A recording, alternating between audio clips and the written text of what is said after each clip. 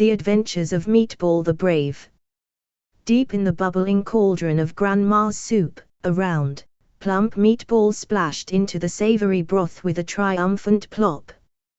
The soup, rich with carrots, potatoes, celery, and noodles, swirled around in a kaleidoscope of flavors. The meatball, still steaming from its journey from the frying pan, marveled at its surroundings. "Welcome to the soup," stranger said, a plump carrot stick, floating nearby. "I'm carrot, one of the original ingredients." "I'm Potato Pete," chimed in a chunk of potato, bobbing to the surface. "And who might you be, round fellow?" "I am Myro," Meatball declared the meatball, puffing up its slightly crumbly chest. "Freshly made and full of flavor. I suppose I'll be the star of this dish." The other ingredients exchanged glances. "Star?" Carrot raised a brow. "That's a bold claim. We've been simmering here, blending flavors for hours." "You're late to the party, pal." "Well," retorted Myro, "without me, the soup would lack substance. I'm the protein, the core of a hearty meal." This sparked a heated debate. Celia Celery, thin and wiry, waded into the argument.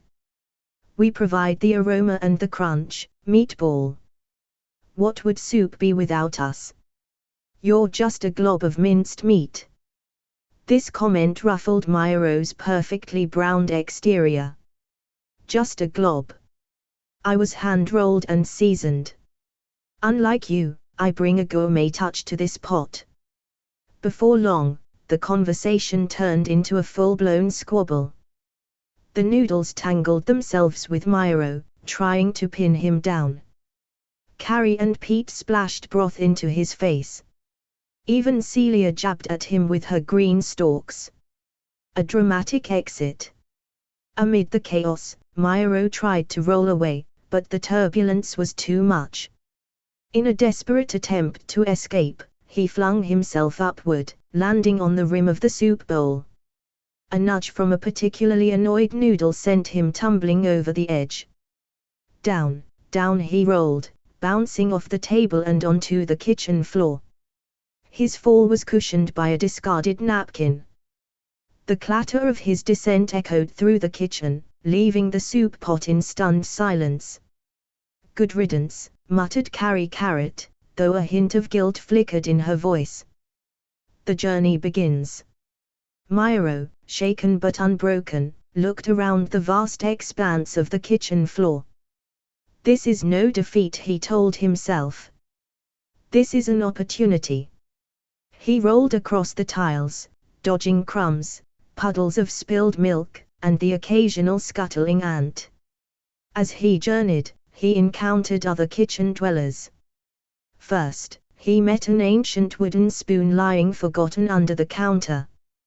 "Greetings, young traveler," said the spoon in a creaky voice.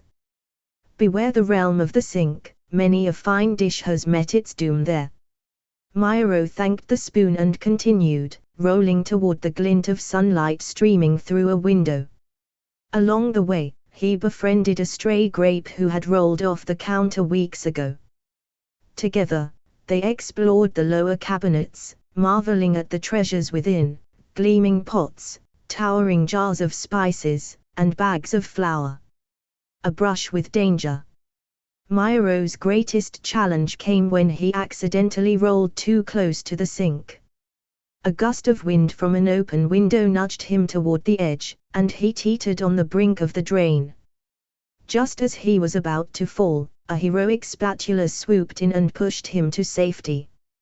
"You're lucky, kid," said the spatula, flipping Myro back onto solid ground. "That drain's a one-way ticket to the great beyond." Grateful for the save, Myro resolved to be more cautious. He bid farewell to the spatula and set off once more, feeling a newfound appreciation for the world around him. The grand revelation. After what felt like hours of exploration, Myro found himself in front of the refrigerator. Its cool air beckoned to him as the door hung ajar. Curious, he rolled closer and gazed inside at the neatly arranged shelves. He marveled at the colorful jars of pickles, the shiny bottles of sauces, and the stacks of cheese. As he admired the bounty, he realized something profound: the soup had been just one small part of a vast culinary universe. There was more to life than being the star of a single dish. The kitchen was a realm of endless possibilities, each ingredient playing its part in a symphony of flavors. A new purpose. Myro decided to dedicate himself to exploration and diplomacy, bringing harmony between ingredients instead of rivalry. He rolled back to the soup pot, climbing onto a nearby chair and calling out to his former companions. "Friends," he shouted. "I've seen the world beyond the soup, and I've learned that we're all part of something greater. Together, we create something magical." The soup ingredients murmured amongst themselves, impressed by his newfound wisdom. Carrie Carrot, Celia Celery, and Potato Pete apologized for their earlier behavior, and the soup bubbled with renewed camaraderie. The end of the beginning. Myro never did return to the pot, but he remained a legend in the kitchen, inspiring ingredients to work together and appreciate their unique contributions. And so, the meatball who fell out of the soup became a hero, proving that sometimes, the best adventures start with a tumble.